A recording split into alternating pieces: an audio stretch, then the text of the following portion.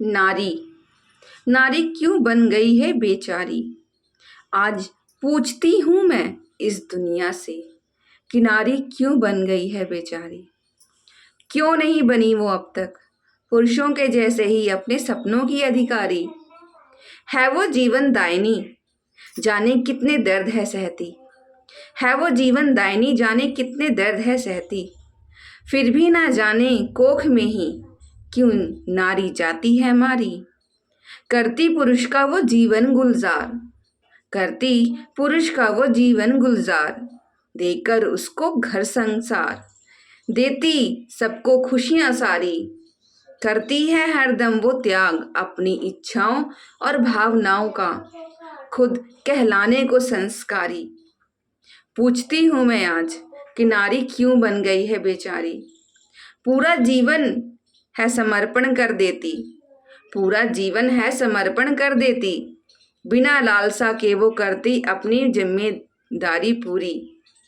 जरूरी नहीं क्या उसके जीवन में भी, जरूरी नहीं क्या उसके जीवन में भी खुशियाँ और मिलना मान सम्मान जिसकी वो थी अधिकारी।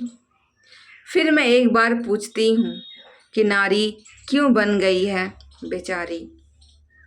मैं फिर से एक बार पूछती हूँ इस दुनिया से कि नारी क्यों बन गई है बेचारी। नारी क्यों बन गई है बेचारी। क्यों नहीं बनी वो अब तक पुरुषों के जैसे ही अपने सपनों की अधिकारी। नारी क्यों बन गई है बेचारी, नारी क्यों बन गई है बेचारी। तो दोस्तों इसी कविता के साथ आज की वीडियो शुरू करते हैं। तो दोस्तों राधे राधे, जय श्री कृष्णा। कैसे हैं आप सभी लोग। मैं यशोदा आपका मेरे चैनल देहाती मैडम ब्लॉग्स में स्वागत करती हूं।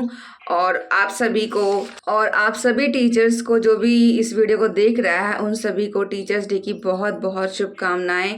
भगवान करे कि जैसा आप कर रहे हैं आप हमेशा ऐसे करते रहें। भगवान आपको हौसला दे इस जीवन में ज्ञान का प्रकाश फैलाने के लिए, क्योंकि एक जो टीचर ही होता है वो ज्ञान का प्रकाश फैलाता है। वो एक अच्छा नागरिक तैयार करता है। वो अपने बच्चों को सब कुछ सिखाता है, अपने स्टूडेंट्स को सब कुछ सिखाता है। एक जो विद्यार्थी होता है वह घर पे कम समय बिताता है, स्कूल में ज़्यादा समय बिताता है। तो जो अध्यापक होता है वह सब कुछ होता है, एक माँ बाप, एक गुरु, एक भाई, एक दोस्त। तो हर एक टीचर को मैं सलाम करती हूँ।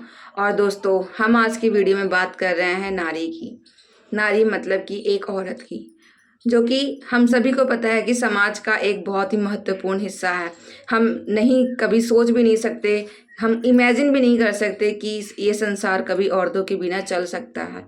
क्योंकि एक औरत होती है जो घर का सारा काम काज करती है, बच्चे संभालती है, घर की साफ सफाई करती है। एक औरत ही होती है वो जो नरक को स्वर्ग बना सकती है। आपका घर कितना कैसा भी क्यों ना हो, कच्चा हो पक्का हो, पर उसमें मायने ये रखता है कि अगर वो घर साफ सुथरा है तो उसको एक औरत ही कर पक सकती है। वो औरत कोई भी हो सकती है, आपकी बहन हो सकती है, आपकी बीवी हो सकती है, आपकी माँ हो सकती है। तो इसीलिए कभी औरतों को कम नहीं आंकना चाहिए। वो दिन भर पूरा काम करती हैं। अब जो भी उन्होंने सपने देखे होते हैं उन सपनों को भूलकर आपको खुश करने में लगी रहती हैं, पर उनको बदले में मिलता क्या है। उनको बदले में मिलता क्या है, बस एक ताना ताना कि तुम औरत हो, चुपचाप बैठी रहो।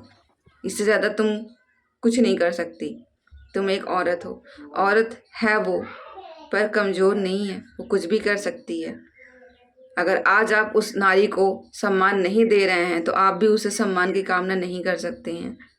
अगर आज आप अपनी पत्नी का साथ नहीं देते हैं तो आपको भी उससे साथ की कामना नहीं करनी चाहिए, क्योंकि हर बार एक औरत से ही सब चीज़ें एक्सपेक्ट की जाती हैं कि वो अपनी पूरी जिम्मेदारी निभाए और उसके साथ में जैसे मैं चाहता हूँ वैसा करे। पर ऐसा पॉसिबल नहीं है। उसके भी कुछ सपने हैं, उसने भी कुछ सपने देखे थे। वो भी स्कूल गई थी आप ही की तरह, उसने भी पढ़ाई की है आप ही की तरह, उसके माँ बाप ने भी उसको सर पे बिठाया था आप ही की तरह। तो क्या आप उसको एकदम से ऐसे ट्रीट करोगे? नहीं। शादी होने का मतलब ये नहीं होता है कि एक औरत अपने आप को पूरा समर्पित कर दे। समर्पित करने का मतलब होता है कि वो आपका परिवार का ध्यान रखेगी, साथ ही साथ में बदले में आपको उसका पूरा ध्यान रखना पड़ेगा। जो जिम्मेवारी पहले उसके पापा निभाते थे अब वो जिम्मेवारी आपको निभानी है। पर ऐसा बहुत ही कम होता है समाज में। शहरों में तो फिर भी लोग अपनी जिम्मेवारियां समझ जाते हैं क्योंकि वो एजुकेटेड होते हैं, पर गांव में लोग नहीं समझ पाते हैं और वो एक औरत को अपने पाँव की जूती समझकर वैसा ही उसके साथ ट्रीट करते हैं। उसको बात बात पर ताने देना, उससे सही से बात ना करना, या वो जैसा चाहते हैं वो अपने हिसाब से जीते हैं, बट उनके लिए, अपनी वाइफ के लिए किसी के पास टाइम नहीं होता है, अपने घर परिवार के लिए किसी के पास टाइम नहीं होता है। लोग अपने दोस्तों के साथ बाहर बहुत अच्छे से समय बिताते हैं, पर घर पर आते ही चिल्लाना, ताने मारना, ऐसा उनका काम हो जाता है। और ये चीज़ें सब मैंने देखी हैं, फेस की हैं, इसलिए मैं आपको बता रही हूँ कि कभी कभी जो चीज़ें होती हैं वो दिखती नहीं हैं, और जो नहीं होती हैं वो दिखती हैं, और कभी कभी जो हम दिखाते हैं वो वैसा होता नहीं है।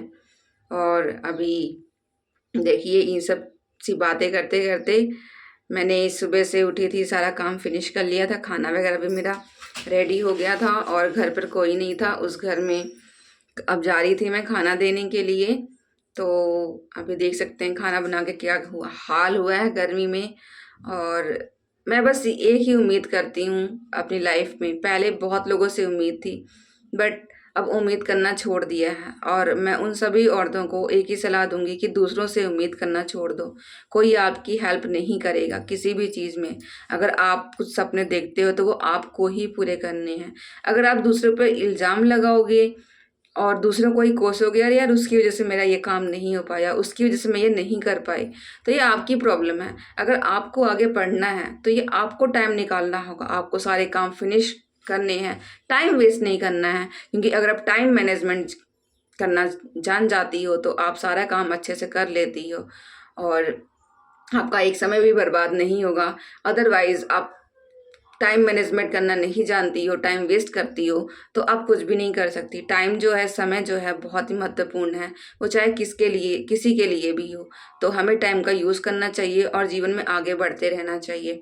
दूसरों को नहीं शो करना कि हम बेचारे हैं, जो हो गया अभी तक सो हो गया, बट अब आपको प्रूव करना है कि आप अबला नहीं सबला हो।